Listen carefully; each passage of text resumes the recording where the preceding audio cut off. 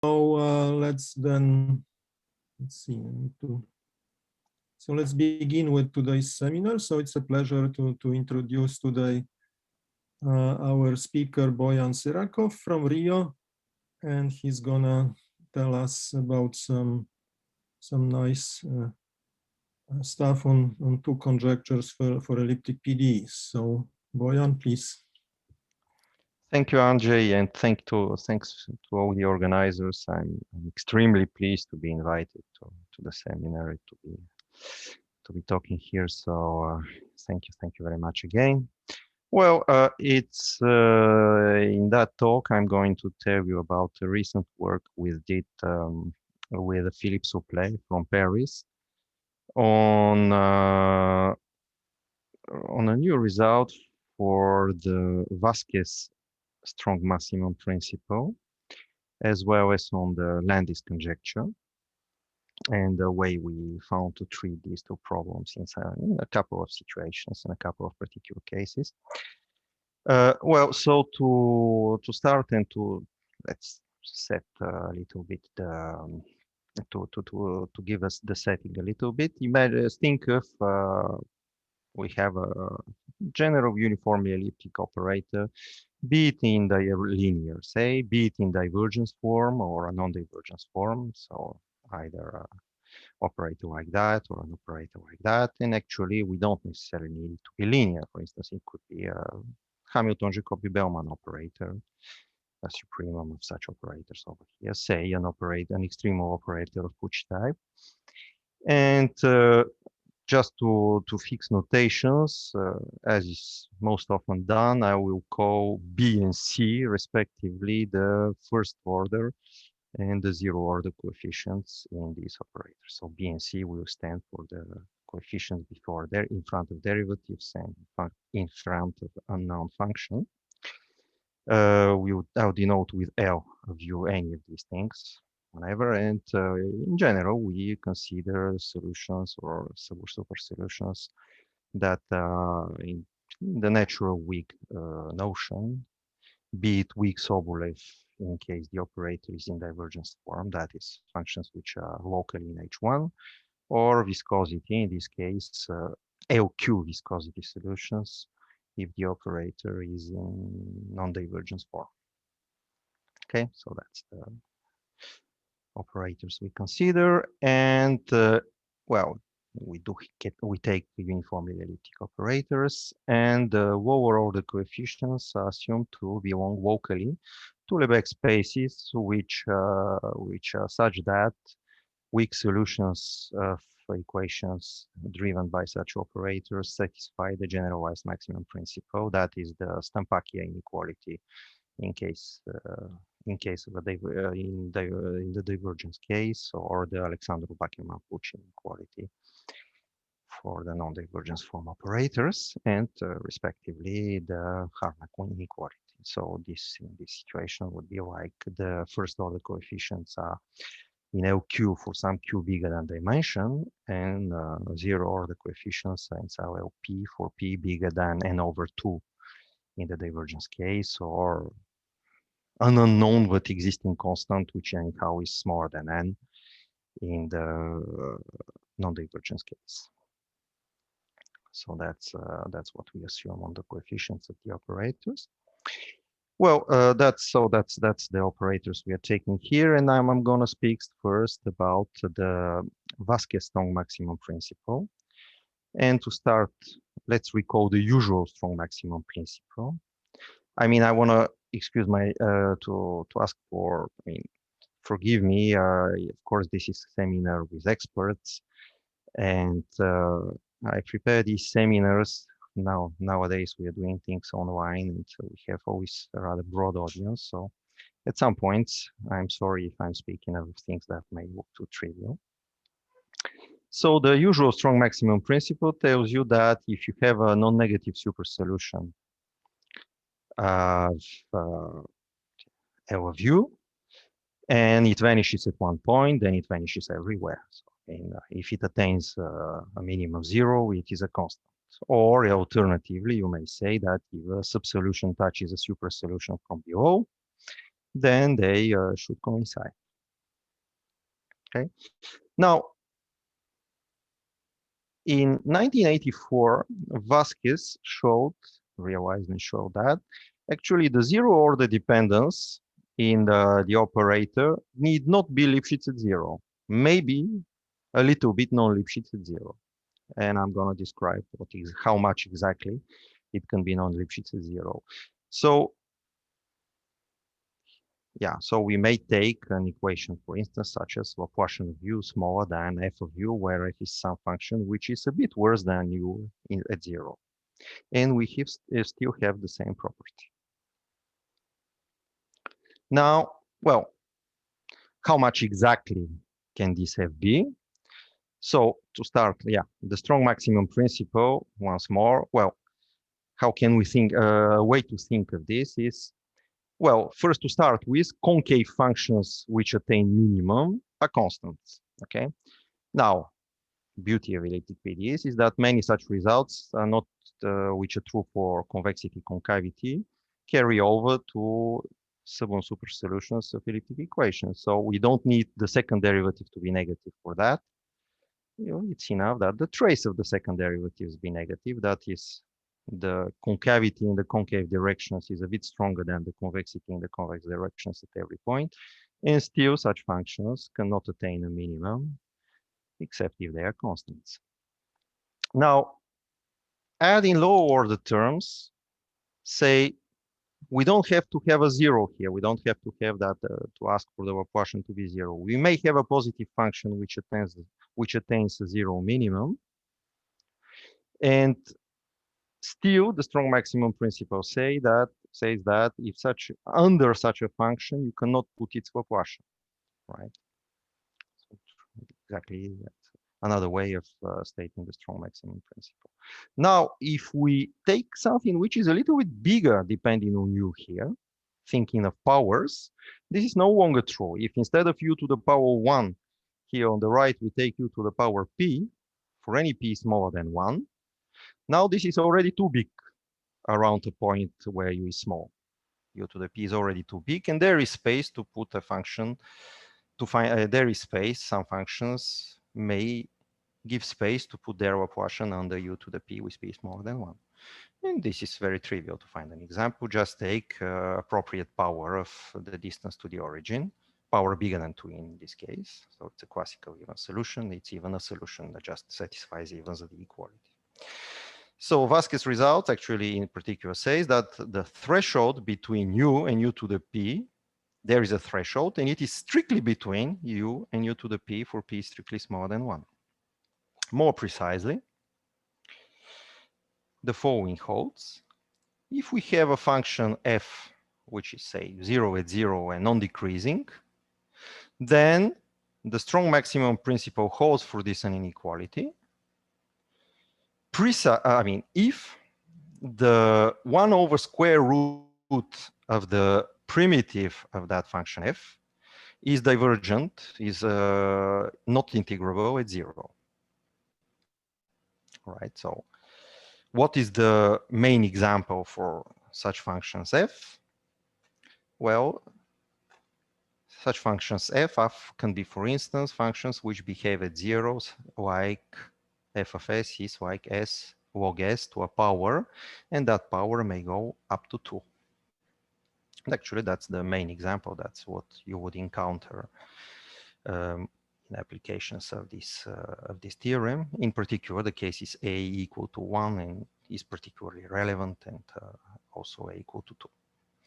Just another remark. I mean, this integral condition reminds, and it's not exactly related, but it's dual in some sense, to the well-known Keller-Rosenman condition for existence of solutions or subsolutions in the whole space.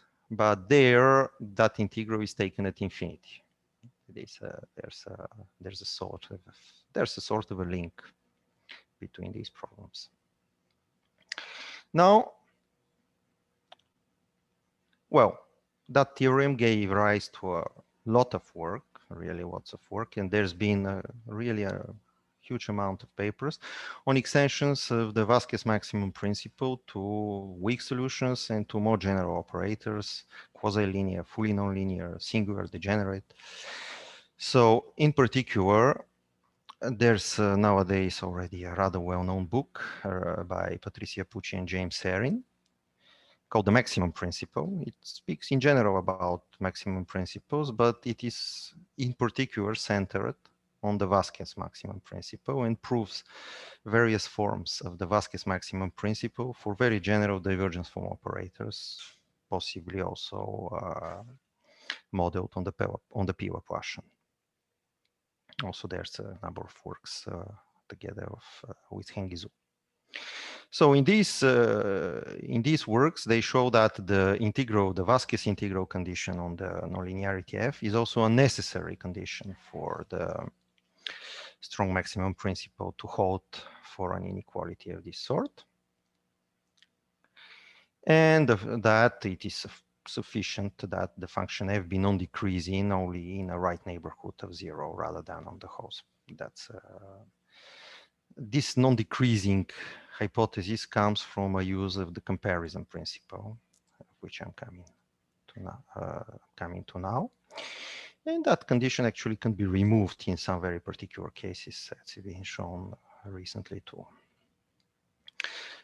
Fully nonlinear operators were considered in particular by Fellmer, Montenegro, and Quartz in 2009. We have a related paper also with Fellmer and Quartz in 2013. So what's characteristic for all these works is that they require operators which have bounded coefficients. And that's really due to the method of proof. I mean, how has the Vázquez maximum principle has been proved essentially by applying the standard proof that we learn at introductory PDE course of the strong maximum principle, which, let me remind, goes as follows. So first, you check that the comparison principle is valid for your operator if it has nice zero-order coefficients.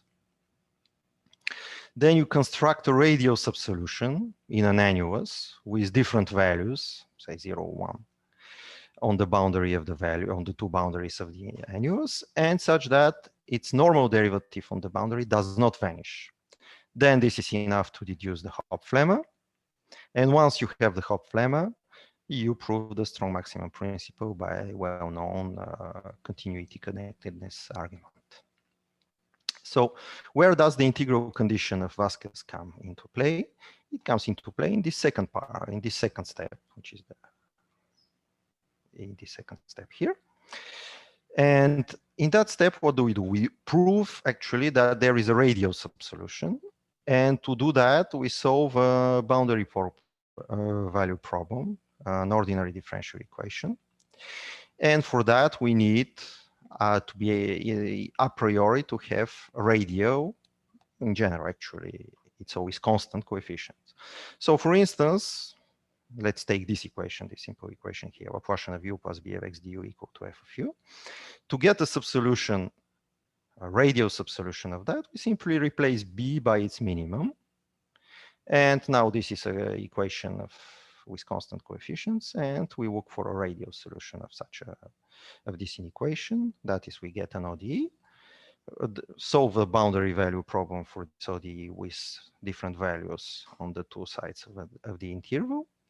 And it then so happens that this solution, the solution of the ODE, has non-zero derivatives at the extremity of the interval, precisely under the Vázquez integral condition on the function f. All right, so that's where the Vázquez integral condition comes into play. Okay, now that argument requires that b be bounded, right? So that we can write the following. And this, at least this method, is not immediately, it's not clear how one can apply it for unbounded coefficients. And it so appears that to date, there hasn't been any Vázquez type strong maximum principles for operators with unbounded lower order coefficients. And that's exactly the first result we get with Philippe. Not completely, it's not a complete result, but it settles the strong maximum principles for nonlinearities, which are in the main example. That is, if we have a function f which satisfies this hypothesis over here, which essentially says that the derivative of f may be infinite at 0, but no worse than log of s to the square, log to the square. If we have such a function f, then for any operator L, be it in divergence or non-divergence form with unbounded lower order coefficients, the strong maximum principle holds over here. I've written essentially infimum of u because in case u is a H1 super solution, it might not be continuous, but of course if u is continuous, this means u vanishes at one point. And so we have the strong maximum principle if under the hypothesis that the derivative of f at 0 does not explode worse than log of s square, which is covering examples that I'm aware of. I mean that I'm aware of it in the applications. So speaking about applications, I would like to show you one, and it was actually how I came to be aware of the lack of Vázquez type SMP for equations with unbounded coefficients. It's related to study of problems that are usually called with natural growth in the gradient. So think of an equation like that. So say linear operator, and you add a term which is like square of the gradient. That's what people refer to as a natural growth. And one asks under what hypothesis on the coefficients we may prove existence, uniqueness, non-uniqueness, a priori bounds for solutions of, say, such boundary value problems. There's been really a huge amount of work since the 70s on such problems. First on the so-called coercive case, where C has the nice sign. And more recently, in the last 8 or 10 years, on the non-coercive case, where C has the worst sign. And in general, there's no uniqueness. So yeah, most of the works up to 10 years ago were on equations in divergence form, where this operator here would be a divergence of Helm operator. And more recently, we looked at operators which are in non-divergence form and have quadratic dependence in the gradient. And in particular, with Gabriele Norberg, who is a former student of mine, now soon to be in Chile. In a paper a few years ago, we showed that essentially a number of results on solvability, non-uniqueness, a priori bounds for solutions of such equations in the non-divergence case. And it turns out that as to run the theory, I'm not gonna, it's another talk, of course, to describe the theory and what we prove, but to run the theory, it turns out there is a crucial a priori bound for solutions of such equations, which hinges, I mean, the only way we found to prove it is to apply the strong maximum principle to a super solution of precisely the inequality I've been having before with log of u to the power 1. You see how does it come in a way there, if we make a log change, an exponential change in this equation, we get something like this, right? That's the way to explain why such a thing would appear. But an a priori bound, a lower bound for solutions of this equation in a number of important situations, are essentially equivalent to the existence of a strong maximum principle for this inequality. And since at the time we did not know how to prove the Vázquez, the strong maximum principle for this, except of course if B and C are bounded, in which case one can follow the standard procedure and construct radial subsolutions. So we had to restrict all results in that paper to the less natural assumptions, namely that all coefficients are bound. And now with that result, the theorem above, we extend all these results to the natural framework of coefficient B and C, which are in Lebesgue spaces that let you use maximum principal techniques for these operators. All right, so that's one application, and actually that's how I came to realize this was lacking in the theory. Okay, one more remark is that the method of proof, to which I'm coming now, is completely oblivious of the behavior of S in terms of monotonicity. So there's absolutely no need of any monotonicity assumption on the function f, which has been present in most of the previous work due to an application of a comparison principle between U and a subsolution. And now an open problem that would like to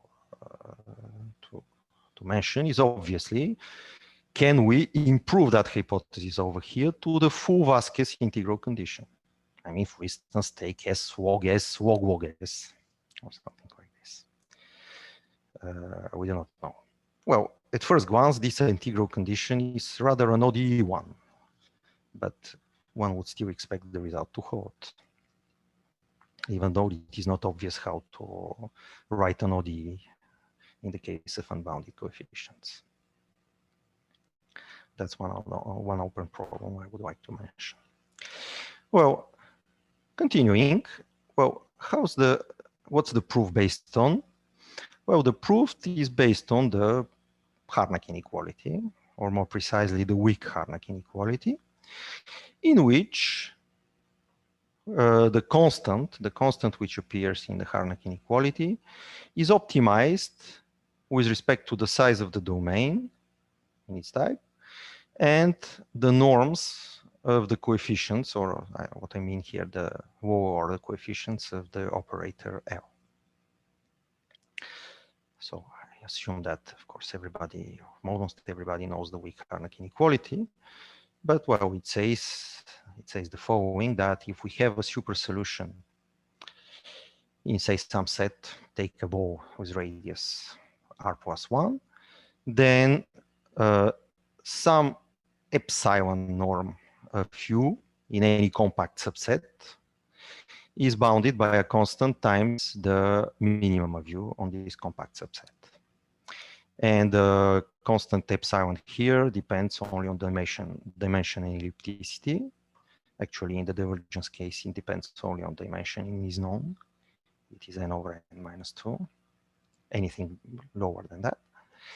And the constant C depends on, again, on the dimension, ellipticity, P and Q, these are P and Q spaces, and it depends also on the norms of B, the norm and C in respectively LP and LQ. This is to be made a bit more precise, and on the size of the domain. Right. I mean, this is extremely important and classical result in the divergence case, going back to the Giorgi Moser, in the non-divergence case to Krylov-Safonov-Caffarelli. In particular, in this generality I'm speaking of here, that is operators with unbounded coefficients. It is due to Trudinger for the divergence case and to Koike and Schriech in the non-divergence or fully nonlinear case. That inequality quantifies the strong maximum principle, right? If the minimum is 0 and the integral is 0, and so U is 0, and it's a growth lemma telling you that if U is, say, positive on a subset of a positive measure, then it is everywhere positive with a controlled lower bound by this constant over here. And that implies Hölder regularity. And there's inhomogeneous version of this result in which you put a right-hand side, and this is a bad notation here. This f is not the previous f. This f is a function which should depend only on x. So think this is an h of x here. And this is just function depending on x. It's not the f from the f of u I'm using before. I should have used another letter here. And now what we want to do is optimize a little bit this right-hand side with respect to the coefficients and the domains. What do I mean by that? First, one thing that one should notice is that, okay, usually this result in most text would be written as coming from a rescaling from the corresponding result in a bow, say, with radius 1. So this norm here would be taken over a bow which has, say, radius 2r, something like this. To start with, we want here to have a domain such that the in radius of what's between the full domain and the compact subset is, say, for the 1. So take BR plus 1. But not just that. We also want to have a norm here which is such that when we take p to infinity, we recover the corresponding result when we have bounded right-hand side, or the same would be the case also for the coefficient b and c. See, if f is, for instance, a constant, the L infinity norm of the constant is the same no matter what bow you take. But if you take a constant, the LP norm in a BR increases when R increases. When you expand the domain, the norm of the function which appears here, and similarly of B and C which appear here, becomes bigger and bigger simply because the domain becomes bigger and bigger, and we have an integral. So we want a norm which does not depend on expanding the domain, and it essentially sees the integral of the coefficients only locally. So that's why we use these uniformly local Lebesgue spaces. This is a tool which is pretty often used in the study of parabolic equations. This notation was introduced in particular by Cato and Gini Brevet, to my knowledge. Just take an LS uniformly local norm of a function to be the maximum over all points in your given domain cross a bow with radius 1. So we just take the norm locally. And the inequality we are writing is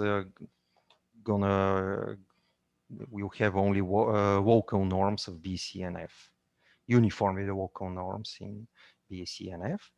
But what's, of course, even more important is to describe how exactly this constant may depend in these norms in R.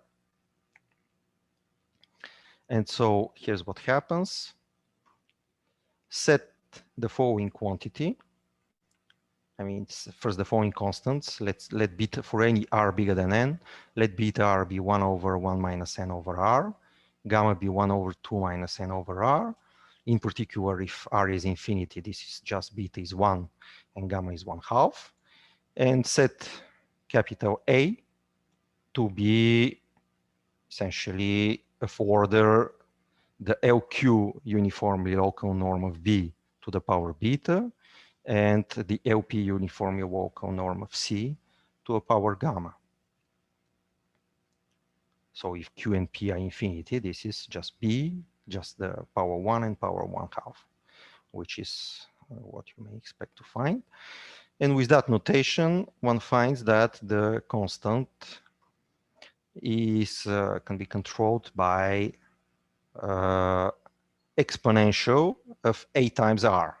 Note A depends on R, but only through a uniformly local norm in a bow with radius for the R. So it's essentially the dependence in R is like R and times this A. And the optimality of this is immediately obvious from just you take an ODE, simple ODE, and you see that its solution is precisely exponential of the size of the domain times B times square root of C plus square root of C. That's the order you can get for solutions of that. And it so happens that the same is true for every elliptic or every general uniformly elliptic operator. Now, this result is at least for divergence from operators and bounded coefficients. It's interesting that results of this sum have already been written. In particular, even in Gilbert-Trudinger, I mean, there's a remark saying that if coefficients are bounded, I mean, the Moser proof, saying that the Moser iteration proof of the Harnack inequality gives this dependence with beta equal to 1 and gamma equal to 1/2. Interestingly, if one looks exactly at the proof given in Gilbert-Trudinger, one doesn't get precisely that. One gets something which looks like not exactly exponential to the A, but A to the A. But well, it's probably, not probably, I think it is a fact that one can refine a little bit the Moser iteration to get that. Of course, there we don't have uniformly welcome norms. We have right-hand sides which are taken of both, which with size coming from a rescaling, but the exponential in A appears if one does probably the iteration exactly. In the norm, probably one can do this for unbounded coefficients too, with some more work. For the non-divergence case, the Krylov-Safonov proof, or more exactly, if one looks at Safonov's original paper where he gives precise expression for the constants in the Harnack inequality, following that proofs, one gets exponential of A to some power, which depends also on ellipticity. But well, it's not really extremely hard to prove that this also holds. I'm not gonna be very technical and not gonna give proofs. I'm not gonna bother to use that, but actually all results are such that a couple of tricks are needed to carry out the proofs rigorously, but it is rather easy to understand why the results hold. And now for the Weak Harnack inequality with optimized content, if you think of this quantity A, and you take a ball of size, which is like 1/A, and rescale it to a ball of size 1, then you get a new operators whose coefficients have norm which are bounded by 1. So you can apply the usual Harnack inequality and get a constant which is independent of any such norms. And then you scale back, and then you cover the domain with overlapping balls, and then you do a Harnack chain argument, optimizing the Harnack chain with respect to the geometry, and you end up with this. And also there is a form of the local maximum principle. It's even easier to get, in which actually one sees that the optimal constants are not exponentials in A, but powers of A. So when one combines these, one gets a full Harnack inequality again with an exponential constant. And once we have the Harnack inequality with that constant, well, it's also quite easy to grasp why the Vázquez maximum principle, as we wrote it, should hold. So think now of an inequality where the zero order coefficient contains log of u to a power a. Try to see this as a zero order coefficient. Okay, you cannot because you don't know what's its integrability. U is, you don't know how is u around its minimum, but if you think of that, and if you look at this inequality over here, around the point of where u vanishes, this inf of u is 0. And this is something like infinity, which also depends of u. So this is an indetermination of the type infinity times 0. And this, if this logarithm is not too bad, if this power here is up to 2, essentially this indetermination here would be controlled. So this infinity here would be weaker than this 0 here. So you essentially get that u is 0. So that's how one may think of the proof of the result, or more exactly of why this is so. Okay, so that's about the proof. Now, another open question. So we prove the strong maximum principle for, say, the nonlinear operator. Well, I should have said, actually, it's not. This is not so much about linearity. It's more about homogeneity, right? I mean, one could have p Laplacian plus u to the p as the basic operator instead Laplacian plus u, and add to that a nonlinearity which breaks the homogeneity. But let's stick to the second order case. And then we prove so strong maximum principle for the nonlinear operator, a non-homogeneous operator, using a Harnack inequality with an optimized constant for the linear equation. So we treat this nonlinearity here as a zero order term. Would there be a Harnack inequality directly for the nonlinear inequality, in the or at least for the equality, in the sense that would there be some inequality which would then be nonlinear in sup and inf of u, which would be some nonlinear function of sup and inf of u, is uniformly bounded? And the answer of that question is known in one very particular case, and it was proved by Veseyulin a few years ago, that this indeed is so if we take precisely a divergence form operator, pure divergence, second order divergence form operator, so no lower order terms, divergence really, and then one gets full quantitative extension of the Vázquez results. That is, we get that integral from inf of u to sup of u of 1 over square root of the primitive of f is bounded by something which is independent of f.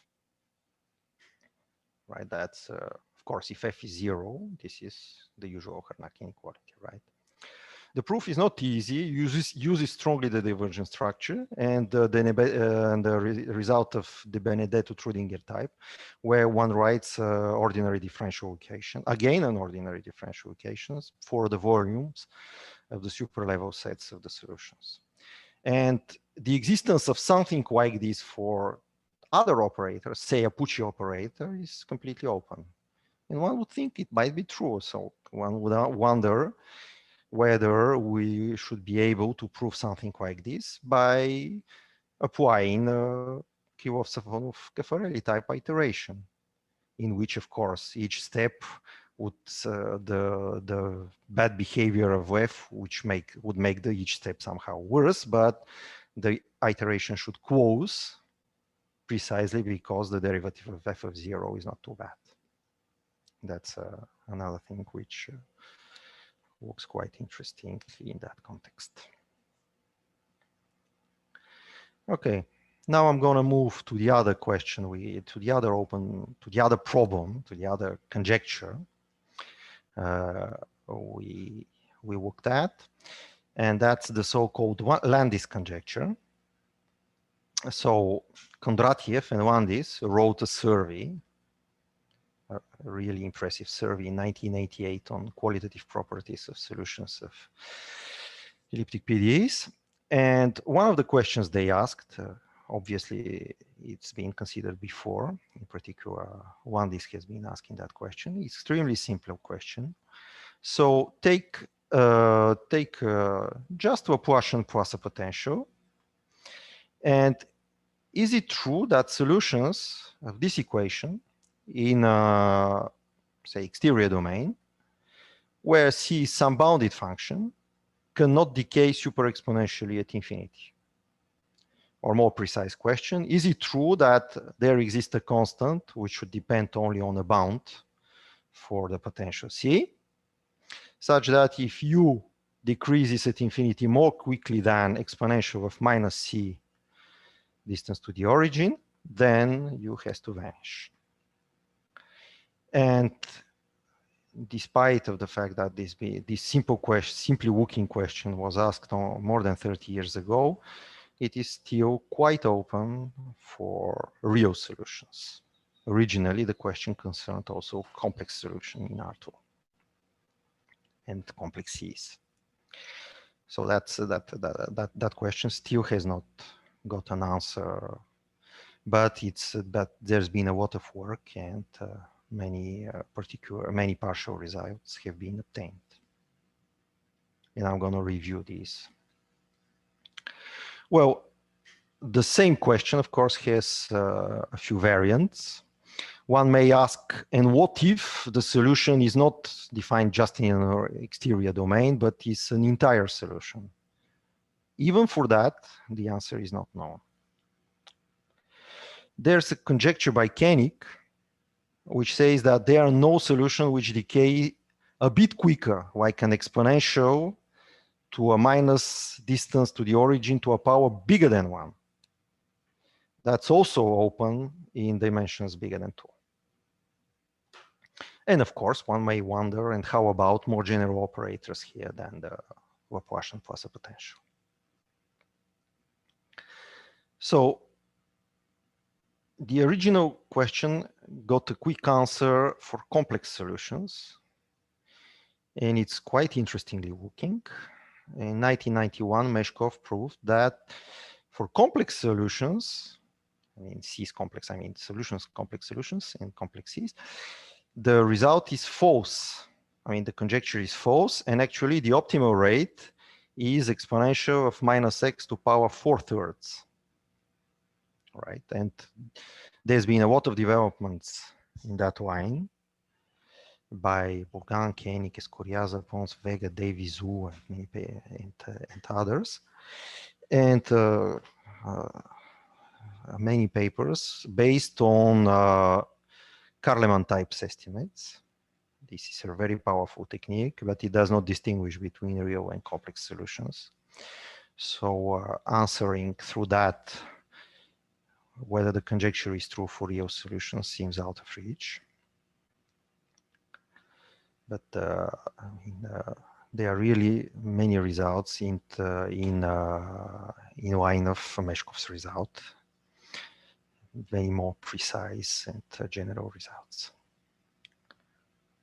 Now, for the real case, a few years ago, Harnack, Silvestri, and Wang proved in R2 for divergence form operators and some extra conditions that there is a quantitative estimate which says that within distance 1 of each point on each sphere, there is a point at which the function is at least exponential minus r log r, where r is the radius of the sphere, and r log r square if the problem is given in exterior domains.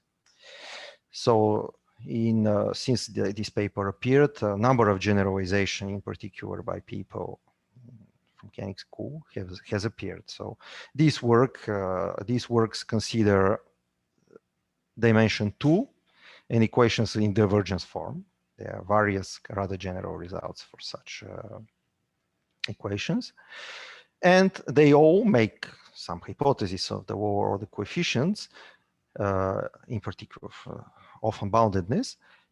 There are cases which one may consider unbounded coefficients, to which I'm coming later, but there's a condition on maximum principle. Essentially, one needs to assume that the operator satisfies the maximum principle on each bounded subdomain of the given set. Another way, if we use first eigenvalues terminology of saying this, is that the generalized first eigenvalue in the domain, say in Rn, is non-negative of the operator. That's, of course, a strong hypothesis on the lower order coefficients, but general results up to date, with one exception to which I'm coming now, are known only under this hypothesis. In particular, now for the non-divergence case. Recently, Rossi proved that for linear non-divergence form operators with bounded coefficients, the Landis conjecture holds, provided again the operator satisfies the maximum principle on bounded subdomain. This is now in any dimension, but the result uses a comparison between a given solution and a subsolution of the form exponential minus big constant times the distance. And such a subsolution exists only, of course, the coefficients are bounded. There are also some earlier works in this line through probability techniques. Another recent work through a method, duality method of Michel Pierre by Kevin Lebarc. So essentially what we are going to do is prove corresponding results, but for operators with unbounded coefficients and possibly fully nonlinear. And now the only result to date which does not assume that that does not assume this hypothesis on the first eigenvalue of the operator has been posted recently by Logunov, Malinnikova, Nadirashvili, and Nazarov, and they prove the Koenig's weak form of the conjecture in 2 dimensions, in the whole space in 2 dimensions. And more precisely, they even prove that the decay is no worse than exponential to x square root of log of x. It is not known if we can replace this log by a constant. This is not known. And the proof uses quasi-conformal mapping. So the case of higher dimension continues totally, completely open. And what we show, some results for unbounded lower order coefficients are due again to Koenig, Bledevi, Wang, again for divergence form operators and 2 dimensions. And they have a little bit, they look a little bit different. The assumption on the coefficients is somewhat strong at infinity. The coefficients are supposed to be integrable at infinity too. And that if the function grows, let's say, not too much exponentially with some x to alpha, where alpha is smaller than 1, then we can prove a Landis type result, which is also even somewhat stronger because we can exclude solutions that decay like exponential of minus x to the same power, or anything worse than that. And our contribution is to actually prove the Landis conjecture in Rn or in for any dimension, for any sorts of unbounded lower order coefficients which are locally integrable, with the local integrability, which permits the use of maximum principle techniques. And of course, this includes bounded coefficients as a very particular case, again, under that hypothesis on the maximum principle in bounded subdomains. And we also can consider exterior domains, assuming a sign of the condition on the boundary of the domain. So more precisely, the theorem works as follows. Given exterior domain or Rn, and a solution with a sign on the boundary if the boundary is not empty, it cannot decay more quickly than exponential to minus c, the distance, where the c is quantified as a constant depending on ellipticity and dimension times the same quantity in terms of the first and 0 order coefficients that we encountered already. That's you cannot decay worse. So that verifies under this hypothesis the Landis conjecture. Well, the idea of proof is also quite easy to explain. One can construct a signed solution of the operator. Now, once we have the sharp Harnack, I mean the Harnack inequality with optimized constant, this signed solution would decay at most exponentially. But if you would decay quicker, we can squash it with the signed solution. In a sense, we can apply a comparison principle to U and constant times the signed solution on large balls. And essentially, you couldn't exist. So that's the idea of the proof. Well, to conclude, so we have an approach based on the Harnack inequality with optimized constants, and the weak and the full Harnack inequalities with optimized dependence of the constants in the lower order terms and the size of the domain, which has the following advantages. It gives answers to these questions for operators with unbounded lower order coefficients in a number of situations where previous result would require bounded ingredients. Well, for the Landis conjecture, we get even new results for bounded coefficients, right? For instance, we can consider fully nonlinear equations, which was never looked at. And the methods being entirely based on the Harnack inequality treats equations in divergence and non-divergence form simultaneously and provides short proofs, which are the same for all these types of equations. Yeah, so I think now with that, I can thank you for being here and for listening to my talk. Yeah, thanks, Boyan, for a nice talk, and yeah, these are really nice results. So, are there any questions? Please unmute yourself.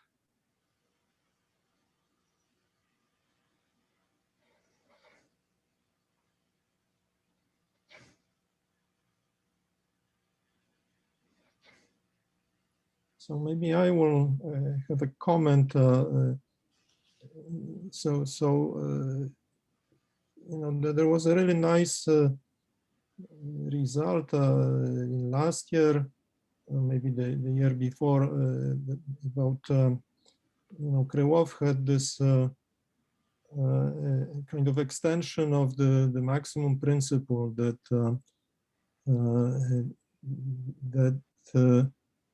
for operators with the drift, which is in Ln, so basically kind of a extension of the maximum principle, like this result of Escauriaza, but you know that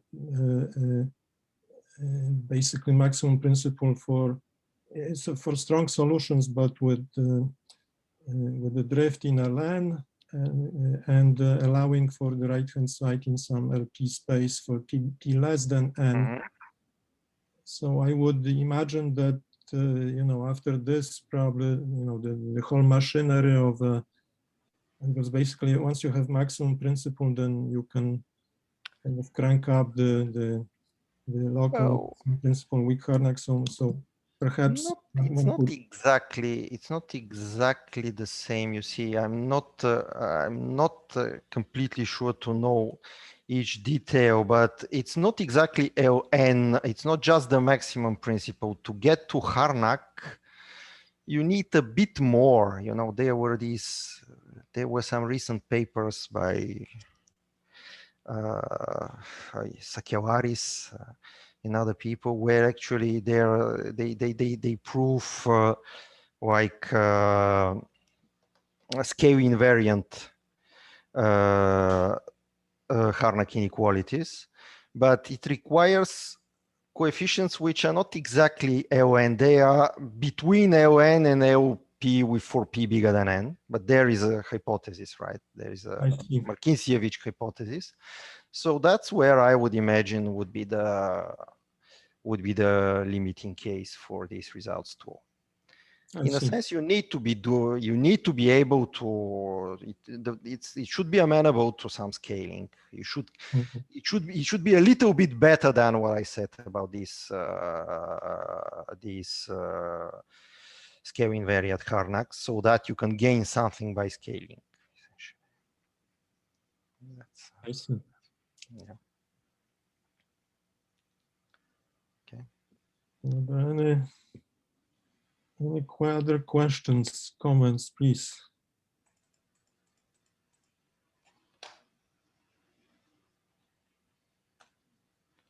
Okay. Well, if there are no questions, then let's thank Boyan again. Oh, I would like to thank you for inviting me. It's a great seminar. Very nice talk. I mean, very nice results, I must say. Thank you very much, Andrzej. And thanks everybody for being here. Yes, so I need to look at this paper. I mean, you sent it to me some time ago, but yeah, some kind of a bit intrigued maybe if there is